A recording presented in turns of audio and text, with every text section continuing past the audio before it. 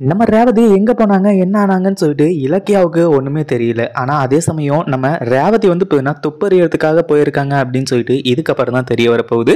அதாவது இந்த தாக்ஷாயினி வந்து பார்த்தீங்கன்னா நம்ம கார்த்திகையும் அஞ்சலியும் கூப்பிட்டு பேசிட்டு இருக்காங்க இல்லையா, அந்த ஒரு விஷயத்தை தான் வந்து பார்த்தீங்கன்னா ரேவதி பார்த்து பயங்கரமாக அதிர்ச்சியில் இருக்காங்க. அவங்களோட பிளான் எல்லாத்தையுமே கேட்டு இதுக்கு மேலேயும் வந்து பார்த்தீங்கன்னா நம்ம சும்மா விடக்கூடாது அப்படிங்கிற மாதிரி முடிவு பண்ணுறாங்க. அதாவது இங்கே வந்து பார்த்தீங்கன்னா கௌதமியும் கார்த்திகையும் ஒன்று சேர்த்து வைக்கணும். அதே மாதிரி கௌதமுக்கு எந்த ஒரு ஆபத்தும் வந்துருக்கூடாது அப்படின்னு சொல்லிட்டு ரேவதி வந்து நம்ம எஸ்எஸ்கேவை போட்டு தள்ளுறதுக்கு பிளான் பண்ணாங்க. ஆனால் அது வந்து ஆஃபீஸில் முடியல. சரி வீட்டுக்கு வந்து போட்டு தள்ளலாம், வீட்டில் வந்து ஏதாச்சும் சந்தர்ப்பம் கிடைக்கும் அப்படின்னு சொல்லிட்டு வீடு வரைக்குமே ஃபாலோ பண்ணிட்டு வர ஆரம்பிச்சாங்க.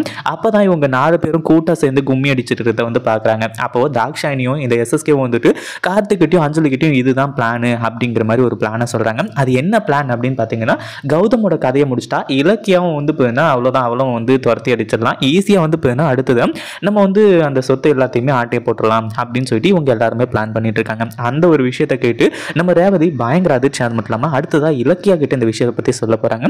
இந்த வீடியோ பிடிச்சிருந்தா லைக் பண்ணுங்க.